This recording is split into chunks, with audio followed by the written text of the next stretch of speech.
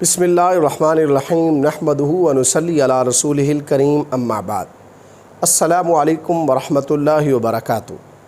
آج ہم بات کریں گے کہ خواب کے اندر بادام دیکھنے کی کیا تعبیر ہے۔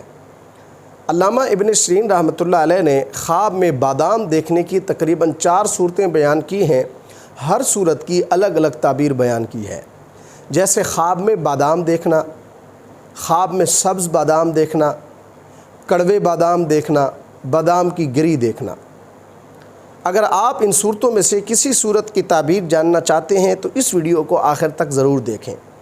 اس سے پہلے آپ نے اگر ابھی تک ہمارے اس یوٹیوب چینل کو سبسکرائب نہیں کیا تو اس چینل کو سبسکرائب کر دیں اور ساتھ میں دیے گئے گھنٹی کے نشان کو بھی پریس کر دیں تاکہ ہماری نئی آنے والی ویڈیوز کی اپڈیٹ بھی آپ تک پہنچتی رہے۔ اگر کوئی شخص خواب کے اندر بادام دیکھتا ہے تو یہ خواب ترقی اور دولت کی دلیل ہے، عہدہ ملنے کی علامت ہے۔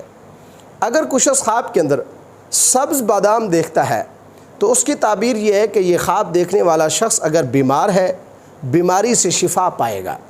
اس شخص کا اگر کوئی مال گم ہو گیا ہے تو یہ خواب دیکھنے والے شخص کا گم شدہ مال اس کو واپس مل جائے گا۔